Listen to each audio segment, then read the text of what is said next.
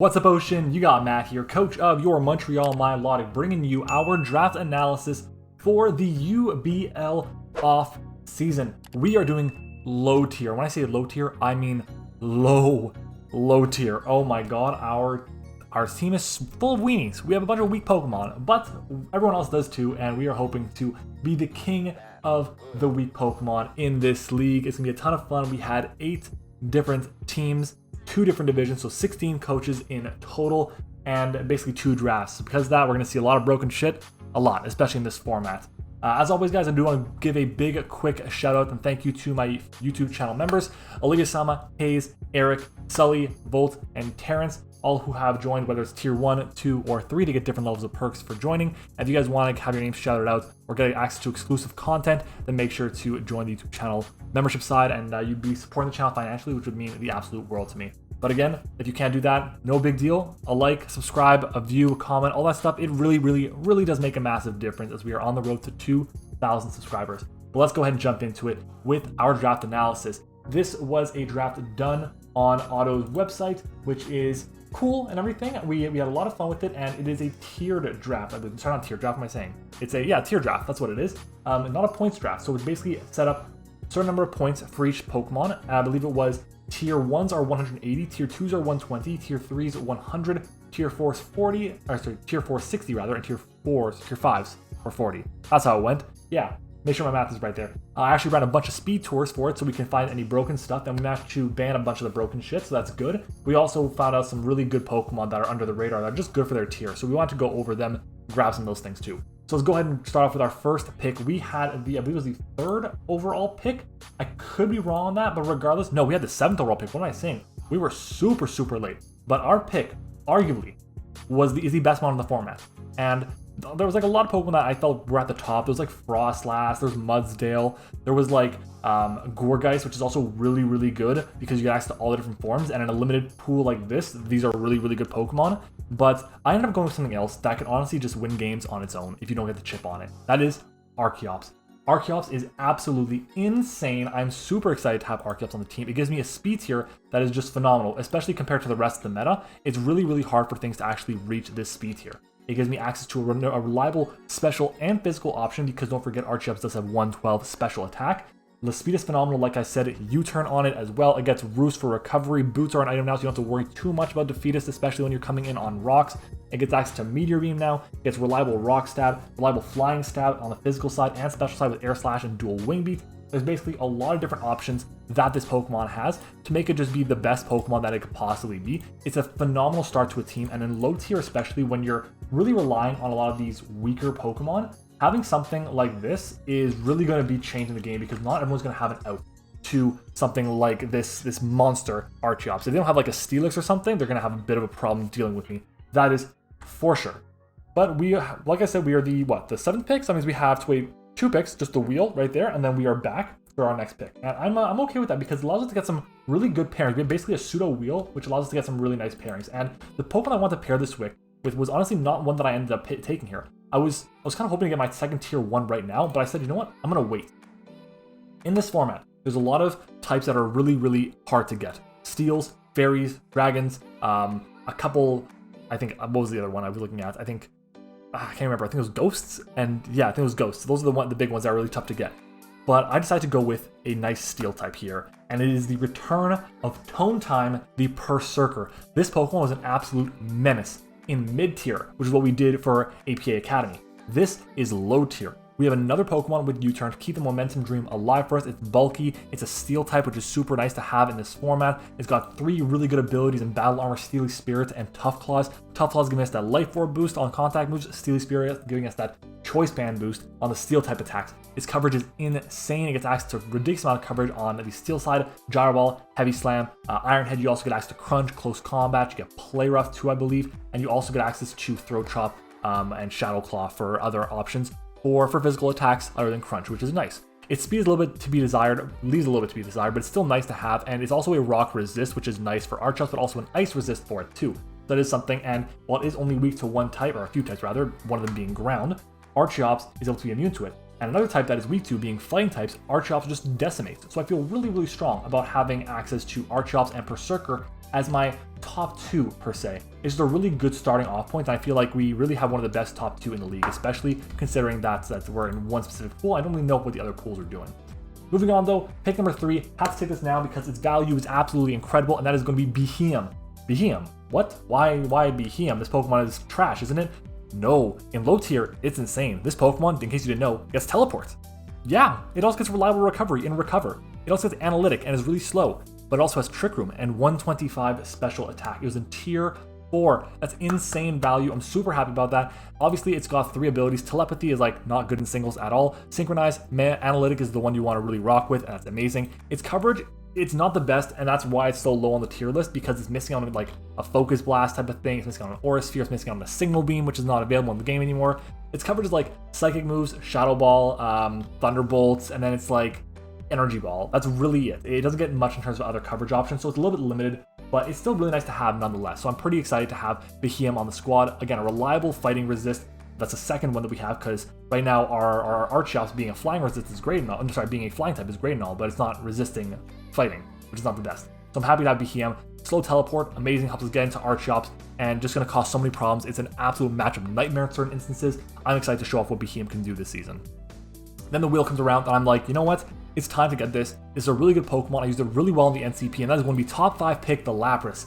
Lapras is back, and I'm super excited for it because it's going to be giving me an Ice Resist that is arguably the best one in the entire format right now. It gets Water Absorb, which is nice, so we have a Scald Switch in now, which is amazing. So if in the event that my opponent has a really good Water type to kind of check our Archeops and our Berserker, we have Lapras with Freeze Dry to deal with them. Freeze Dry is one of the best moves in the game because a lot of the Pokemon are going to be trying to resist Ice are going to be Water because not everyone's going to get a really good Steel type. And if they do, Lapras does get Drill Run, and Surf is also a really good move because a lot of Steel types have a dual typing that might be weak to Water. Think of like Aggron and Steelix as an example.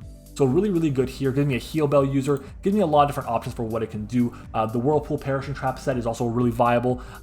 Proved that a lot before, and I think in low tier specifically, the speed isn't hurt as badly, and it can run a really good offensive set with like a Choice Specs. It's also really, really strong. So I'm really excited to use Lapras. I think it's going to pair really well with our team.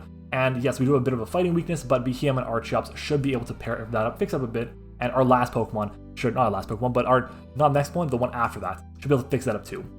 Next up though, I ended up going with the Pokemon. Again, I paired these two up in a bit of a wheel, and I'm so happy that I got this. I was thinking, you know what's nasty with Lapras? Wish. What's one of the best Wish Passers in the entire game? Kangaskhan. We managed to pick up Kangaskhan. Kanga is amazing, and it's really good in low tier because it's not only an absolute menace to break because its HP and defenses are insane, but its attack at 95 with powerful normal moves that get stab on and access to Scrappy to hit ghost types is almost unmatched by a lot of different Pokemon in the format, which is amazing. It's at tier 3, so same tier as Lapras, so it's very, very nice to have, and the coverage it has as well is amazing too. It gets access to Witch, which is amazing, Fake Out for priority, and Sucker Punch too, but because it's a Gen 1 normal type, it gets all these moves. It gets Ice Punch, gets Earthquake, gets Hammer Arm, and other fighting type moves, gets Fire Punch, gets access to Crunch, gets tons and tons and tons of options, Drain Punch too if you want to be that guy, and Yawn as well. No momentum, unfortunately, on these last 2 mons, but I don't really need them considering they're going to be Breakers and Walls and bit of recovery, and kind of like some pivoting options for us too, which is super, super nice. If I go with an option that doesn't have any Ghost type Pokemon on my opponent's team, then I can always run Early Bird, and that way I can just run Rest, and instead of being asleep for 2 turns, I'll be asleep for 1 turn, which is amazing. So I'm pretty excited about that. It's just going to be really useful to have on our team, and at the same time, I can also be immune to Intimidate because Inner Focus makes you immune to Intimidate, as well as causing you to not be made to flinch. Super useful, and gives us a really good speed tier at base 90 as well. Like right now our speed tiers are pretty good. We have Archeops at 110, and then we have a bunch of slow mons, but then Kangaskhan base 90 really does help us out there quite a bit. Our next mon that I want to pair this with on the wheel was going to be Spiritomb. I am so excited to have Spiritomb on the team here because Spiritomb is a super underrated Pokemon. Tier 4, 60 points. This is our first free Pokemon, which is nice, and it gets 2 really good abilities in Pressure and Infiltrator, which is great. Has only 1 weakness in Fairies, and like I said before, Fairies are really hard to come by, but we also have an incredible Fairy Resist in our Berserker, and Great Fairy Killer too with that as well. Not everyone's going to have a good normal type, like a good normal type. Not everyone's going to have a good Dark Resist or Ghost Resist. So Spiritomb can be a really good answer to those things and really weaken things because a Calm Mindset is strong as hell. This Pokemon does get access to Poltergeist. This Pokemon does get access to Shadow Ball, gets Shadow Sneak, gets Hex, gets Dark moves. That's really it. It gets Psychic as well, but that's really the basis of its move pool. Psychic, Dark, and Ghost, which, while that's great and everything, it's a little limited. Its recovery is like Rest, and it's Pain Split, and it's like leftovers with Protect, so it's not the best, but it's still definitely something. So I'm really excited to have Spirit Tomb. It's also got a dope-ass shiny. I love its shiny, one of my favorites ever, which is amazing. It is very slow. It does get access. It does not get access to Trick Room. I thought I got Trick Room. My mistake there. But I was going to say, it gets access to Trick Room, which is nice to support Behemoth. That is not the case, unfortunately. But hey, it is what it is. And also, I just realized it gets access to Burning Jealousy, which is nice. And it gets access to Memento, which is good to help out my potential setup sweeping Archeops. That's it with like Meteor Beam or Hone Claws or whatever. Same deal with my Behemoth too. I think it's just a really good Pokemon to pair. And these top 6 are amazing. And I still have room for another tier 1 Pokemon. That's nuts. Oh my god, I love it. Next up, the person who was after me was Josh, Ultra Player 12, and he was the only person who couldn't snipe my next pick, the pick I wanted after this one here. So I decided to get another tier 4 right now, and I wanted a fire type, I also wanted a fighting type, and the only tier 4 available that kind of fit the build there was Combuskin. Now, Combuskin isn't bad. It's not the worst Pokemon, it's not the best Pokemon, its stats are kind of mediocre, but it is Speed Boost Combuskin, which is amazing. Baton Pass is banned, unfortunately, but that's fine. We get access to decent fire moves, Flare Blitz, which is nice. You get access to Fire Blast too if you want to go special. Brick Break is a decent fighting type attack as well as a Focus Blast on the special side. Low Kick too for those heavier Pokemon. It gets good coverage options and Poison Jab. Rock Slide does not get Earthquake unfortunately, but really does suck. I wish it did. It gets Thunder Punch to deal with those water types, and it does get Swords Dance. So if I get up a Swords Dance, I'm base 85 attack. It's not the worst. It's not great, obviously in singles, but in this format here, in low tier, it's really, really good and can cause problems. It can honestly just sweep a game right out the gate. That's amazing. I'm looking forward to using Combuskin. We might just prove why it deserves to be up a tier, but 55 base speed to start is not great. So we'll see if we can play around that, but I definitely think Combuskin is an absolute menace and a really good Pokemon for us. I'm happy that we ended up snagging it with our 7th pick overall. With the 8th pick, I finally grabbed my second tier 1, and I was really debating which one do I want to go with, and we ended up going with Mudsdale here. Now, Mudsdale we went with because it gives me access to a ground type. My team needs a ground type. You can't not have a ground type on a draft. You can't not have an electric immunity on your draft. It's just not possible. It also gives me a Pokemon that just may not die. 100 HP in this format is insane. 125 attack in this format, insane. 100 defense, insane. 85 special defense, it's a little bit here or there, whatever, but 100 HP with that, you can take some special hits. Even some special ice, water, grass type attacks, for sure. Its coverage is pretty good for a ground type. Close Combat, Earthquake, Heavy Slam, Rock Slide. It just gets some decent moves on the offensive end. It also gets access to rocks, which is nice. I believe this is only my second rocker because my rockers right now are Archeops and Mudsdale. I don't have any other ones on the team, which is a little bit unfortunate, but it's not the end of the world at all. My removal is also kind of suspect. Like I have one mon that gets removal, which is not good. I just noticed that. That's bad. Ooh, just noticed that now. Wow. But regardless, it's not the end of the world because we can pressure teams really well with our offenses. Next up, though, is going to be our Roselia here with our second to last pick. It gives us spikes, gives us toxic spikes, gives us a grounded poison, gives us a way to beat down bulky waters. I think it's just a solid mon overall. I'm pretty excited to use it. I think Roselia in general, being 100 special attack is nice. It's a tier 4 Pokemon, I believe it is. No, it's a tier 3 Pokemon, so it's 100 points. It's pretty expensive, but it gives us what we need, which is nice. And it's also a really good special sponge with the Inviolite. So pretty happy about it. Decent coverage, Dazzling Gleam, Shadow Ball, Sludge Bomb, Grass moves, just not bad at all. And Stun Spore is also pretty good. 100% accurate Toxic, also very nice too.